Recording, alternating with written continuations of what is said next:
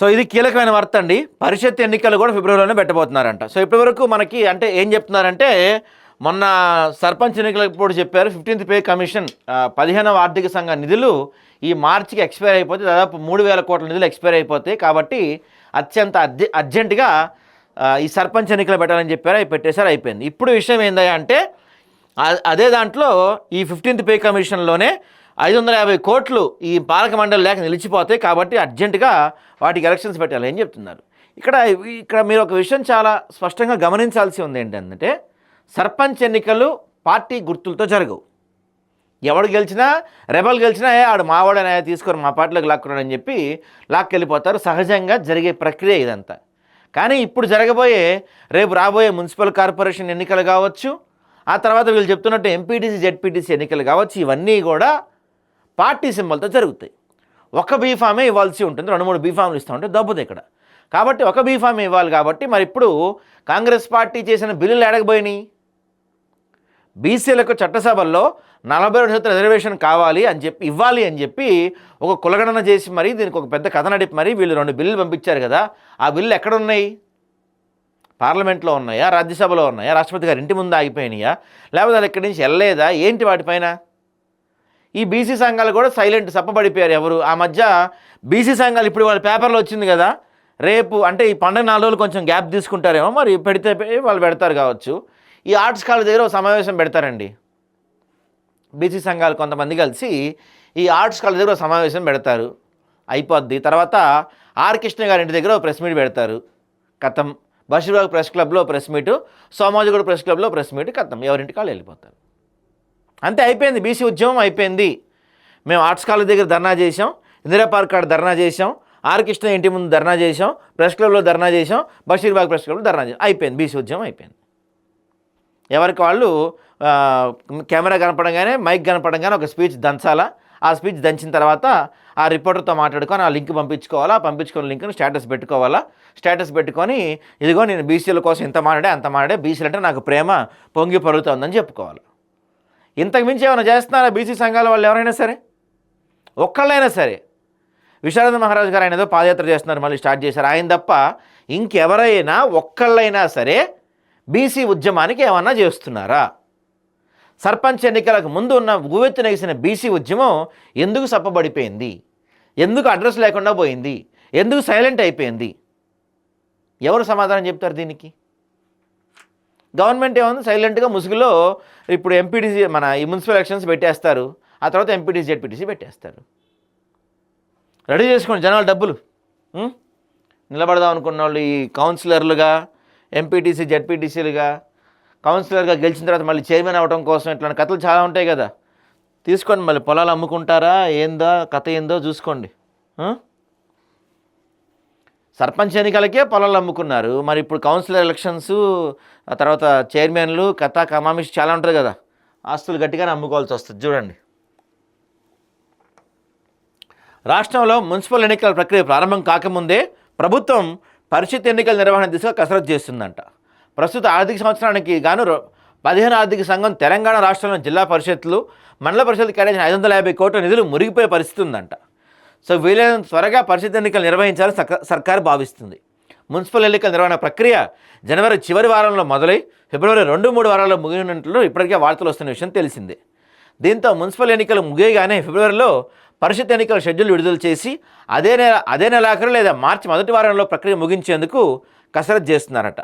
వాస్తవానికి పరిషత్లు, పంచాయతీలు, మున్సిపాలిటీల పాలక మండలి పదవీకాలం ఏడాది క్రితమే ముగిసింది.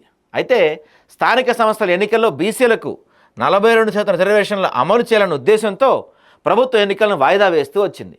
కానీ 15వ ఆర్థిక సంఘం ద్వారా ప్రస్తుతం ఆర్థిక సంవత్సరంలో పంచాయతీలు, జిల్లా పరిషత్లు, మండల పరిషత్లు 3,000 కోట్ల మేర నిధులు రావాల్సి ఉంటుంది. ఇందులో పంచాయతీల వాటా 450 కోట్లు కాగా జిల్లా పరిషత్, మండల పరిషత్లు 550 కోట్లుగా ఉంటుందంట. సో వీటి కోసం ఎలక్షన్స్ పెట్టేసేయాలి అర్జెంటుగా అని చెప్పి ఇప్పుడు ఎలక్షన్స్ పెట్టేస్తారు, నాకు తెలిసి అనుకుంటున్నా. పాలక మండలి లేకుండా ప్రస్తుతం ఆర్థిక సంవత్సరం ముగిసిపోతే కేంద్రం నుంచి 15వ ఆర్థిక సంఘం ద్వారా రావాల్సిన 3,000 కోట్ల నిధులు మురిగిపోయే పరిస్థితి ఏర్పడింది. మరోవైపు 15వ ఆర్థిక సంఘం గడువు ప్రస్తుత ఆర్థిక సంవత్సరంతో ముగిపోతుంది. సో ఈ కొత్త ఆర్థిక సంవత్సరం వచ్చేలోపు ఇవన్నీ చేసేయాలని చెప్తున్నారు. ఈ ఆర్థిక సంవత్సరం నుంచి 16వ ఆర్థిక సంఘం అమల్లోకి వస్తుంది. దీంతో ప్రభుత్వం డిసెంబర్లోనే పంచాయతీ ఎన్నికల ప్రక్రియ ముగించింది. జనవరిలో పంచాయతీ పాలక మండల వివరాలను 15వ ఆర్థిక సంఘానికి పంపించింది. అయితే ఆ వివరాలన్నీ పరిశీలించి పెండింగ్ నిధులు మంజూరు చేయడానికి 20 రోజుల సమయం పడుతుందని కేంద్ర ప్రభుత్వ అధికారులు రాష్ట్ర సమాచారం ఇచ్చారంట.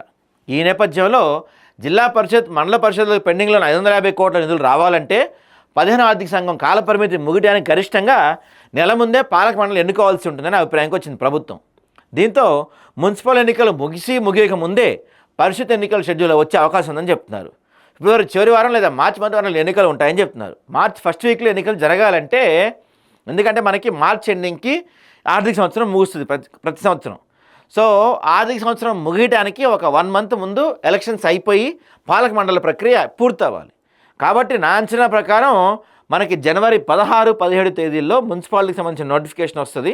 ఆ నోటిఫికేషన్ రాగానే ఫిబ్రవరి మొదటి వారంలో, అంటే 7వ తారీఖు లోపే ఎలక్షన్స్ ఉంటున్నాయని చెప్పి నాకు అందిన విశ్వసనీయ సమాచారం. సో ఫిబ్రవరి ఫస్ట్ వీక్లోనే ఈ మున్సిపల్ ఎలక్షన్స్ అయిపోయిన వెంటనే వితిన్ 2 డేస్లో ఎంపీటీసీ, జెడ్పీటీసీకి నోటిఫికేషన్ ఇచ్చేస్తారు.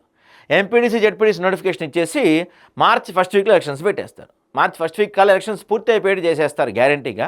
20-25 రోజులు మంచి ఎక్కువ గ్యాప్ ఇచ్చే పరిస్థితి కనపడతలేదు. కాబట్టి మార్చి ఫస్ట్ వీక్ లోపే ఈ ఎన్నికలు పూర్తి అయితేనే వీళ్ళు చెప్తున్న 15వ ఆర్థిక సంఘం నుంచి రావాల్సిన 550 కోట్ల నిధులు ఇప్పుడు వస్తాయి వీళ్ళకి. ఇక్కడ జనం కూడా మాట్లాడుతుంది ఏంటంటే, ఇది 15th పే కమిషన్ మార్చి ఎండింగ్కి ముగిసిపోద్దని మీకు తెలవదా? చివరి నిమిషంలో హడావిడిగా ఎన్నికలు పెడతాం ఎందుకు, ముందు పెట్టచ్చు కదా అంటే, దీంట్లో కూడా ఒక స్ట్రాటజీ ఉంది. చివరి నిమిషంలో ఎన్నికలు పెడితే, ఇదిగో మనం ఇప్పుడు మీరు ఎవరో కోర్టులకు పోకండి, కోర్టులకు పోయి కేసులు వేయకండి, కోర్టుకు పోయి కేసులు వేస్తే మన రాష్ట్రానికి రావాల్సిన 550 కోట్లు పోగొట్టుకుంటాం మనం, తర్వాత చూసుకుందాం ఏమన్నా ఉంటే, ఇప్పటికి ఎలక్షన్స్ అవనివ్వండి అని చెప్తారు వీళ్ళు. అట్లా ఏదన్నా చెప్పి ప్రజల్ని మభ్యపెట్టి మాయ చేయడానికి మాత్రమే ఈ హడావిడి ఎన్నికలే జరుగుతుందన్నమాట. వీళ్ళకి తెలుసు ఇదంతా జరుగుద్దని ముందే తెలుసు. 550 కోట్లు, మొన్న సర్పంచ్ రావాల్సిన 3000 కోట్లు ఎక్స్పైర్ అయిపోతే ముందే ఎలక్షన్స్ పెట్టుకుని వీళ్ళకి తెలుసు. కాకపోతే ఏంటంటే లాస్ట్ మినిట్ దాకా డిలే చేస్తే ఏమవుద్దంటే హడావిడి ఎలక్షన్స్ పెట్టేసాం అని చెప్తారు. ఇదే జరుగుద్ది. ఇప్పుడు నాకు తెలిసి 42% బీసీలకు వస్తాయని చెప్పారు కదా ఈ మున్సిపల్ ఎన్నికల్లో. అది కూడా సాధ్యం కాదు. ఎందుకంటే సహజంగా మన సర్పంచ్ ఎన్నికల్లో ఏమైంది, 23 పోయి 17% వచ్చింది బీసీల రిజర్వేషన్. కాకపోతే గ్రామాలతో పోల్చుకుంటే మున్సిపాలిటీల్లో కొంత ఈ ఎస్సీ ఎస్టీల సంఖ్య తక్కువ ఉంటుంది, బీసీల జనాభా ఎక్కువ ఉంటుంది. కాబట్టి ఈ మున్సిపల్ ఎలక్షన్స్లో నా అంచనా ప్రకారం బీసీలకి 33% వరకు రిజర్వేషన్ వచ్చే అవకాశం కనపడుతుంది. ఎంపీటీసీ, జెడ్పీటీసీల్లో అయితే మరి ఎంతవరకు ఇస్తుందో చూడాలి. పార్టీల పరంగా ఇస్తామని చెప్తున్నారు కానీ అదంతా హంబక్కే, పెద్ద ఉపయోగం ఉండదు దానివల్ల. ఇదిగో బీసీలకు 40% రిజర్వేషన్ అసెంబ్లీ ఆమోదించిన బిల్లు రాష్ట్రపతి వద్ద పెండింగ్లో ఉంది. పెండింగ్లో ఉంటుంది, ఇప్పుడు కాదు, ఇంకో 6 నెలలు కాదు, ఇంకో సంవత్సరం అయినా సరే అది పెండింగ్లో ఉంటుంది. మీరు ఏమీ చేయకుండా, అసలు ఆ బిల్లు గురించి మీరు ఏమాత్రం ఒత్తిడి చేయకుండా మీ ఇంట్లో మీరు కూర్చొని ఈవెంట్లు చేసుకుంటా ఉంటే ఆ బిల్లుకి ఎందుకు మోక్షం కలుగుతుంది? బిల్లు ఎందుకు పూర్తి అవుతుంది? చిన్న లాజిక్ అండి అది. ఆ బిల్లు మీరు ఒత్తిడి తేవాలి. మీరు ఈ బిల్లు పెట్టిన తర్వాత ఇప్పటివరకు 2 సార్లు పార్లమెంట్ సమావేశాలు జరిగాయి. ఆ 2 పార్లమెంట్ సమావేశాల్లో మీరు ఏం చేశారు? ఒక్క పార్లమెంట్ సమావేశంలో అయినా తెలంగాణ రాష్ట్రంలో బీసీలకు 42% రిజర్వేషన్ కావాలని చెప్పి మేము ఒక బిల్లు పెట్టాం, ఆ బిల్లు గురించి పార్లమెంట్లో చర్చించండి, దాన్ని 9వ షెడ్యూల్లో పెట్టండి అని చెప్పి మీరు ఒక్క పార్లమెంట్ సమావేశాలు లేవనెత్తారా? ఊరకే అసెంబ్లీలో బిల్లు పాస్ చేసి రాష్ట్రపతి గారి దగ్గర పంపిస్తే అది ఎందుకు అవుతుంది? అది బీజేపీకి ఈ విషయంలో ఇంట్రెస్ట్ లేదు, వాళ్ళు తెచ్చిన ఇది కాదు, ఇది వాళ్ళు ఎందుకు చేస్తారు? దీన్ని మీరు చేయాలి, మీరు ఒత్తిడి తేవాలి. జరిగిన 2 పార్లమెంట్ సమావేశాలు, అంతకుముందు పార్లమెంట్ సమావేశంలో ఏమో మీరు ఈ ఓట్ల చోరీ జరిగింది, ఓట్ చోరీ జరిగిందని చెప్పి పార్లమెంట్ సమావేశాలు బహిష్కరించి రోడ్ల మీద తిరిగారు, అది వేస్ట్ చేశారు. మొన్న పార్లమెంట్ సమావేశాల్లో ఏమో ఈ